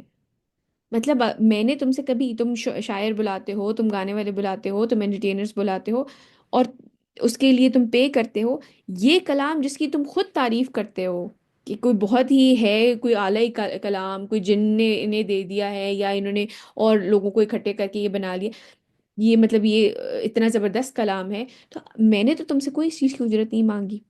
آپ صلی اللہ علیہ وسلم کہیے کہ اگر میں نے تم سے کچھ اجرت مانگی ہو تو وہ تمہاری ہی لیے ہے، میرا اجر تو اللہ ہی کے ذمے ہے اور وہ ہر چیز پر گواہ ہے۔ قل إن ربي يقذف بالحق علام الغيوب۔ آپ صلی اللہ علیہ وسلم کہہ دیجئے کہ یقیناً میرا رب حق کے ساتھ ضرب لگاتا ہے باطل کو، وہ خوب جاننے والا ہے تمام غیبوں کا۔ قل جاء الحق وما يبدي الباطل وما يعيد۔ آپ صلی اللہ علیہ وسلم کہہ دیجئے کہ حق آ گیا ہے اور باطل نہ تو کسی چیز کی ابتدا کر سکتا ہے اور نہ ہی اعاد، یعنی کہ دوبارہ ریپیٹ بھی نہیں کر سکتا۔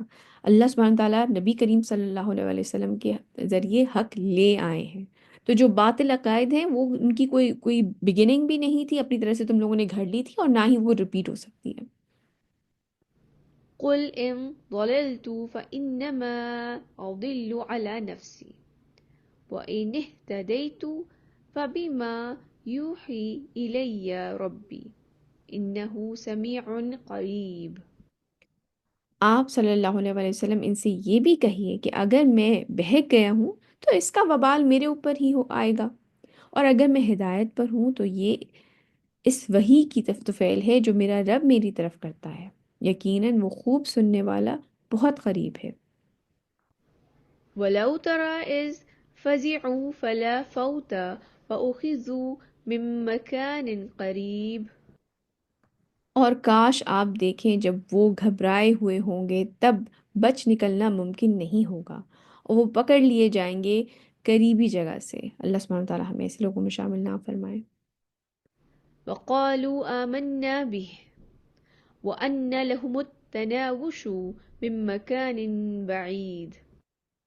اور اس وقت وہ کہیں گے کہ اب ہم اس پر ایمان لے آئے، اور اس وقت کہاں ہوگی ان کی رسائی ایمان تک اتنی دور کی جگہ سے، یعنی کہ اس وقت کیا فائدہ ہوگا، وہ جب سب کچھ آنکھوں سے دیکھ ہی لیں گے اور پھر ایمان لا رہے ہوں گے تو اس وقت کیا فائدہ ہوگا، کہاں ہوگی ان کی رسائی ایمان تک اتنی دور کی جگہ سے۔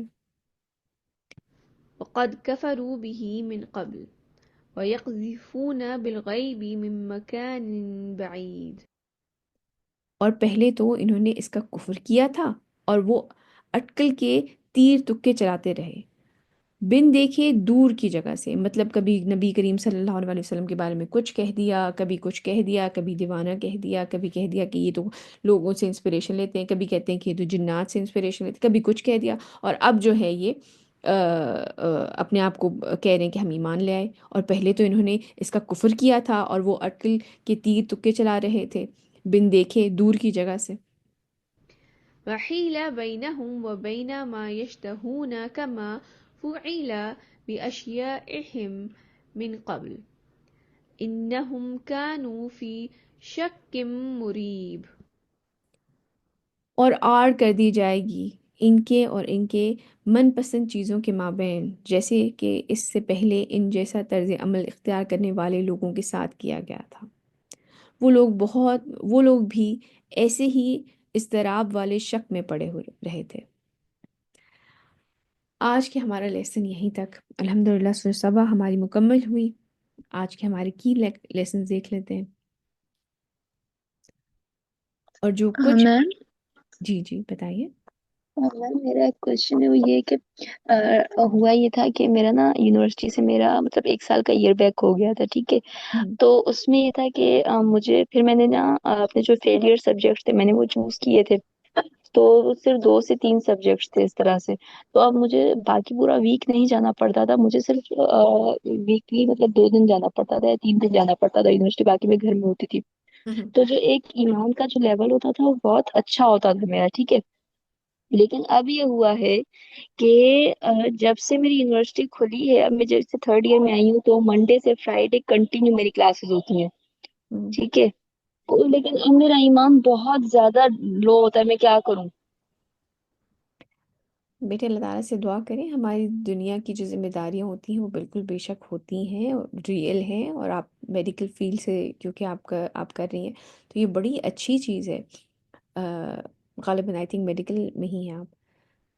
میں میڈیکل میں ہی ہوں، لیکن مسئلہ یہ یہ ہے کہ دیکھیں، میں آپ اس چیز کو بھی عبادت کے طور پہ لے سکتے ہیں، نہیں میڈیکل ہوتا میم، میں نے بہت کوشش کی ہے، نہیں ہوتا، میں بہت زیادہ اینگزائٹی میں چلی جاتی ہوں، مطلب اچھا، آپ ایک مجھے کلاس میسج دوسری کریے گا، کلاس ہم پھر اس پہ لیبس انشاءاللہ ہوتی ہیں بات کریں گے۔ 2 2 گھنٹے کی، تو نہیں ہوتا مجھ سے بالکل بھی۔ اور اب تو جو فیز چل رہا ہے نا، میں بہت زیادہ ڈپریشن میں چلی گئی ہوں کہ مجھ آپ سے نہیں ہوتا۔ مجھے میسج کریے گا شگفتہ، انشاءاللہ ہم بات کریں گے اس پہ، ٹھیک ہے؟ Okay ma'am, okay ma'am. شکریہ۔ اور جو کچھ بھی تم لوگ خرچ کرتے ہو تو وہ اسے لوٹا دیتا ہے، اور وہ بہترین رزق دینے والا ہے۔ اللہ سبحانہ تعالیٰ کی راہ میں خرچ کریں، چاہے وہ آپ کی بہترین صلاحیتیں ہیں، چاہے وہ آپ کا مال ہے، چاہے وہ آپ کی محبت ہے، اللہ کی خاطر لوگوں سے محبت کریں، ان کی مدد کریں۔ علم آپ کے پاس جو ہے وہ لوگوں تک آگے پہنچائیں، یہ بھی خرچ کریں، رزق ہے یہ بھی۔ لوگوں کو معاف کر دیں تاکہ آپ کو بھی معاف کیا جائے، اللہ کی راہ میں اپنا وقت لگائیں، ذکر کریں، قرآن پڑھیں، یہ تمام چیزیں جو ہیں، یہ چیز اللہ سبحانہ تعالیٰ فرما رہے ہیں وہ تمہیں لوٹا دیا جاتا ہے۔ اور آپ سوچیں اللہ سبحانہ تعالیٰ کا لوٹانا، تو ایک تو دنیا میں لوٹایا جائے گا اور آخرت میں لوٹایا جائے گا، جیسے کہ میں نے حدیث بھی آپ لوگوں کے ساتھ شیئر کی کہ جب کوئی ایک کھجور بھی صدقہ کرتا ہے تو اللہ سبحانہ تعالیٰ اس کو ایسے بڑھاتے ہیں حتیٰ کہ وہ پہاڑ تک پہنچ جاتا ہے۔ تو یہ چیز جو ہے، یہ وقت ہے جب کہ یہ چیزیں کی جا سکتی ہیں بیٹے، یہ وہ وقت ہے۔ اور یہ مت سوچیں کہ اچھا ہمارے پاس ایک چیز نہیں ہے تو ہم کیا کر سکتے ہیں، اگر ہمارے پاس مال نہیں ہے تو ہم اللہ سبحانہ تعالیٰ کی راہ میں کیسے خرچ کریں؟ تو اپنی لوگوں کی مدد کریں، فزیکلی لوگوں کی مدد کریں، اگر کسی کی کوئی ڈسیبلٹی نظر آ رہی ہے آپ کو تو آپ اس کی مدد کریں، علم پھیلا کے اچھا دینی علم، بینیفیشل نالج لوگوں تک پہنچائیں، معافی، لوگوں کو معاف کر دیا کریں، اپنا دل بڑا کیا کریں، اللہ کی خاطر لوگوں کو معاف کر دیں، اپنی جو بھی بہترین صلاحیتیں ہیں، اپنا وقت ہے وہ اللہ کی راہ میں خرچ کریں۔ اور اس کے ساتھ ساتھ آئیے اپنا تزکیہ کریں۔ اللہ سبحانہ وتعالیٰ کے نبی کی جو حدیث ہے اس میں ہے کہ 5 چیزوں کا جواب دیے بغیر آپ اپنی جگہ سے ہل نہیں سکیں گے۔ ان سے ریلیٹڈ جو میں نے یہ سوال بنائے ہیں، اور جو قرآن کی آیت ہے سورہ نساء کی آیت نمبر 34، کہ وہ اپنے شوہروں کی اطاعت گزار ہوتی ہیں۔ تو یہ 6 سوال نکلتے ہیں۔ آج اس کے بارے میں بیٹھ کے سوچئے گا کہ ہم کہاں سٹینڈ کر رہے ہیں، کیونکہ یہ وہ اصل چیزیں جن کے بارے میں سوال ہوگا. جن دنیاوی کاموں میں ہم پڑے ہوئے ہیں ان کے بارے میں سوال نہیں ہوگا، ان چیزوں کے بارے میں سوال ہوگا کہ میں اپنی زندگی کیسے گزار رہی ہوں، میں نے اپنی جوانی کیسے گزاری یا گزار رہی ہوں، ہمارے پاس جو مال ہے وہ حلال سے کمایا گیا ہے یا حرام سے.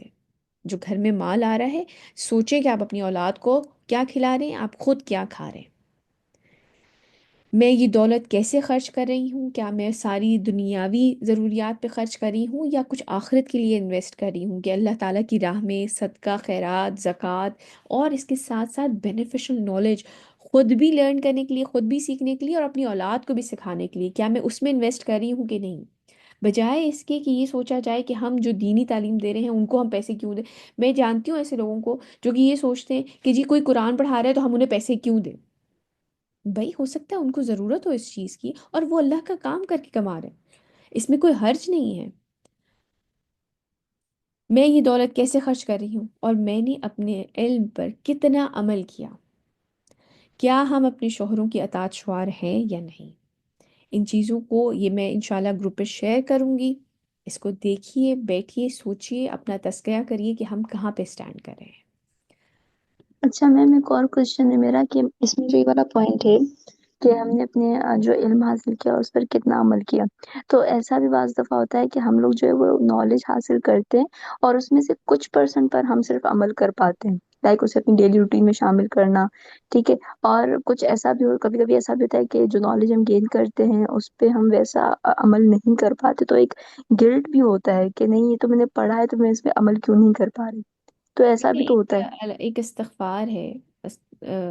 اس میں اللہ سبحانہ تعالیٰ نے اس میں جو نبی کریم صلی اللہ علیہ وسلم نے ہمیں سکھایا ہے، پیارے رسول کی پیاری دعائیں کتاب ہے، اس کے اندر بھی لکھا ہوا ہے اللہم انت ربی، اس طرح کر کے سٹارٹ ہو رہا ہے. اس میں اللہ سبحانہ تعالیٰ، اس میں جو نبی کریم صلی اللہ علیہ وسلم نے ہمیں سکھایا ہے کہ جتنا بھی میں کر سکتا ہوں عمل اپنی استطاعت کے مطابق، وہ پتہ ہے وہ والا پڑھا کریں. میں انشاءاللہ آپ کو سینڈ کر دوں گی وہ، کیونکہ ہمیں اپنی استطاعت کے مطابق ہی انسان کر سکتا ہے. تو جتنا آپ اپنا میکسیمم کر سکیں اس کو اپنا میکسیمم دیں، اور جو رہ جائے وہ اللہ تعالیٰ سے دعا کریں کہ آپ کو عطا کر دے. لیکن اس کے بارے میں گلٹ میں پڑھ کے یہ نہ ہو کہ انسان جو کر رہا ہے وہ بھی چھوڑ دے. دیکھیے جو بہت زیادہ ندامت ہوتی ہے نا، وہ بھی اللہ تعالیٰ سے دور کر دیتی ہے، یہ یاد رکھیے گا. جب انسان بہت ہی زیادہ کسی چیز کے اوپر نادم ہو رہا ہو، سمجھ رہا ہو کہ I am not good enough, یا میں یہ نہیں کر پا رہی ہوں، یا مجھ سے یہ سب کچھ چھوٹ رہا ہے، تو جو چیزیں وہ کر بھی رہے ہوتے ہیں نا وہ بھی چھوٹنی شروع ہو جاتی ہیں. تو بہت زیادہ ندامت بھی جو ہے نا وہ اللہ تعالیٰ سے دوری کا سبب بن جاتی ہے. اللہ تعالیٰ سے معافی مانگے جو بھی خطائیں ہو رہی ہیں یا جو نہیں کر پا رہے ہیں، اور ان سے حسن زن رکھیں، اچھی امید رکھیں کہ وہ معاف کر دیں گے. وہ محبت کرنے والی ذات ہے. اپنا آپ 100% دے رہے ہوں گے، لیکن جو چیزیں چھوٹ رہی ہیں اس میں بہت زیادہ اپنے آپ کو پریشان کرنا اس چیز کو لے کے، حتیٰ کہ آپ کی جو اچھے اعمال ہیں وہ بھی چھوٹنے شروع ہو جائیں کہ کیا فائدہ ہے جب میں یہی نہیں کر پائی تو پھر میں یہ کیوں کروں. جیسے لوگ اکثر یہ کہتے ہیں کہ جی فجر نہیں پڑھ پائے تو پھر باقی نمازیں بھی نہیں پڑھی. بھئی تمہاری ہر نماز کا سوال ہوگا تو تم باقی 4 تو اپنی پوری کر لو. ٹھیک ہے. تو اللہ سبحانہ تعالیٰ سے اچھی امید رکھیں، ان سے دعا کرتے رہیں، اور جتنی آپ سے ہو سکتا ہے، دیکھیں حتیٰ کہ قرآن کے بارے میں بھی ہے کہ جتنا تم سے ہو سکے اتنا پڑھو. ٹھیک ہے. جی مناہل آپ کچھ شیئر کریں گی؟ میم میں یہی جو انہوں نے ابھی کوشچن کیا تھا کہ مطلب ہم لوگ اتنا کچھ لرن کر رہے ہوتے ہیں لیکن اتنا عمل نہیں ہو رہا ہوتا. ہوں تو سیم تھنگ میرے ساتھ بھی ایسی ہوتی ہے، لیکن آفٹر لاٹ آف ٹائم میں نے یہ آبزرو کیا ہے کہ نہیں، وہ چیزیں ہمیں لگ رہا ہوتا ہے کہ یار میرے اندر نا یہ چیز آ نہیں رہی، میں اس کو کرنے کی کوشش کر رہی ہوں بٹ میں اس کو اس طرح سے کر نہیں پا رہی جس طرح کرنا چاہیے. کبھی وہ بہت اچھی ہو جاتی ہے، کبھی وہ بہت لو ہو جاتی ہے. لیکن ٹائم کم کہ جیسے وہ نا آہستہ آہستہ وہ چیز آپ کو چینج کر رہی ہوتی ہے، بہتر بنا رہی ہوتی ہے، اور پھر آٹومیٹکلی وہ آپ کی عادت بن جاتی ہے اور بیٹے آپ خود کو پتہ ہے بخود. اس کو کہتے ہیں حسن محمود. یہ وہ غم اور انگزائٹی، جیسے انگزائٹی کا لفظ ابھی انہوں نے استعمال کیا، یہ وہ Yes. غم اور یہ وہ انگزائٹی ہے جو کہ سبحان اللہ. اپریشیٹ کی گئی ہے ہمارے دین کے اندر. یہ چیز ہمارے دین کے اندر اپریشیٹ کی گئی ہے کہ آپ اس چیز میں اپنے آپ کو پریشان ہو کہ میں اب بہتر ہو رہی ہوں کہ نہیں، یا میں اپنے آپ کو بہتر کر پا رہی ہوں کہ نہیں، یا میں پہلے سے اپنا جو میرا عمل ہے وہ بہتر ہوا ہے کہ نہیں، یا میں یہ چیز نہیں کر پا رہی، یا یہ چیز مجھ سے چھوٹ رہی ہے۔ تو اس غم کو، اس انگزائٹی کو چیرش کریں اس لحاظ سے، کیونکہ یہ اپریشیٹڈ ہے۔ جی اریبہ۔ میم میرے دو کوشچنز ہیں، ایک جیسے اب شوہر کی اطاعت کے بارے میں ہے، تو میم اس سے بڑھ کر تو پہلے تو ہمیں اللہ کی اطاعت کے بارے میں دیکھنا ہے نا۔ تو ہوں میں میرڈ ہوں، میری ایک بیٹی ہے الحمدللہ، تو میرے ساتھ سچویشن یہ تھی کہ ہمارے یہاں جب بھی باہر سے آتے ہیں میرے بردر ان لا، جب بھی سب سے ملتے ہیں تو وہ سب سے ہینڈ شیک کر کے ملتے تھے، تو مجھے یہ بات اچھی نہیں لگ رہی تھی، کیونکہ میرے لیے تو وہ نامحرم ہے۔ بالکل مطلب ٹھیک ہے ہمارے گھر میں اس طرح پردہ نہیں ہے نہ فیس کا، لیکن میری کوشش ہوتی ہے کہ میری چادر ہمیشہ میرے سر پہ ہو، مطلب میرا ستر کور ہو، بالکل اور بالکل۔ دوپٹہ مطلب میرے گلے میں نہ ہو، اور ہوں میرے ہسبینڈ نے بھی مجھے کہا کہ اپنے آپ کو کور کر کے رکھیں۔ بہت اچھا۔ تو جب میں نے اس چیز کے بارے میں تھوڑا سا رجسٹ کیا یا تھوڑا سا شو کیا کہ یہ غلط ہے، تو میں کافی زیادہ کانفلکٹ کی سچویشن کریٹ ہو گئی، اور پورا کوئی ایک آدھ ویک جو ہے کانفلکٹ ہی چلتا رہا، اور اس کے بعد جا کے انہیں سمجھ آ گئی کہ ہاں، لیکن میں ڈری نہیں، کیونکہ مجھے پتا تھا کہ اللہ جو ہے وہ میرے ساتھ ہے، کہ میں جو کروں میں اللہ کے لیے کروں، اور میں ڈری نہیں۔ اور اس چیز کا یہ ہوا کہ مطلب میں اپنے ہسبینڈ کے ریئیکشن سے تھوڑی سی حیران تھی کہ اس چیز پہ تو انہیں پراؤڈ فیل کرنا چاہیے، لیکن وہ پتہ نہیں کیوں جو ہے نا تھوڑا سا ندامت اور اس چیز میں تھے کہ تمہاری وجہ سے میری انسلٹ ہو گئی، لیکن ٹھیک ہے انسلٹ ہو گیا، لیکن عزت اور ذلت تو اللہ کی ذات دیتی ہے۔ بالکل بالکل بالکل، اور بات ساری یہ ہے، اللہ تعالیٰ آپ کو استقامت دے اس چیز میں، اور آپ کو ثابت قدم رکھیں، یہ بہت بڑی چیز ہے۔ میں ایسے لوگوں کو بھی جانتی ہوں کہ جو ہے بہو نے اگر نقاب شروع کیا تو سسر جو ہے وہ گھر چھوڑ کے چلے گئے اس بات کے اوپر، لیکن وہ ثابت قدم رہیں اور بعد میں معاملات بالکل ٹھیک ہو گئے۔ لیکن جہاں پر یہ بات یاد رکھیے گا، جہاں پہ اللہ اور اس کے رسول کا حکم آ گیا ہے، جیسے کہ ماشاء اللہ آپ ثابت قدم رہیں، جہاں پہ اللہ اور اس کے رسول کا فیصلہ آ گیا نا، وہاں پہ کسی کو کوئی حق نہیں پہنچتا۔ ہاں، شوہر کی اطاعت جو ہے وہ ان معاملوں میں ہے جہاں پہ حکم نہیں ہے، جو عام زندگی کے معاملات ہیں۔ لیکن اگر نبی کریم صلی اللہ علیہ وسلم نے یہ کہہ دیا کہ شوہر جو دیور ہے وہ موت ہے، تو اس کے بعد تو سوال ہی پیدا نہیں ہوتا کہ ان کے ساتھ اس طرح سے کوئی انٹریکشن کیا جائے۔ ٹھیک ہے، تو آپ بالکل، اللہ تعالیٰ آپ کو اور زیادہ بہتری کرے۔ آپ نے جو رزسٹ کیا ہے، آپ نے جو اپنی ایک اسٹرینتھ شو کروائی ہے، یہ بہت اچھی ہے۔ بندہ رسپیکٹ کے دائرے میں رہے، کیونکہ بہرحال آپ کے شوہر کے وہ رحمی رشتے ہیں۔ کچھ خواتین کھڑی ہو جاتی ہیں کہ ٹھیک ہے جی یہ میری بات نہیں مان رہے تو آپ اپنے گھر والوں کو چھوڑ دیں، یا ایسی باتیں کرتے ہیں، یہ ٹوٹلی غلط ہے۔ وہ ان کے رحمی رشتے ہیں، وہ ان کے ساتھ رہیں گے، لیکن ہاں، آپ کے اوپر اس چیز کے لیے کوئی جبر نہیں ہے۔ تو آپ نے بالکل صحیح کیا، اور اللہ تعالیٰ آپ کو اس چیز کے لیے جزائے خیر دے، بالکل۔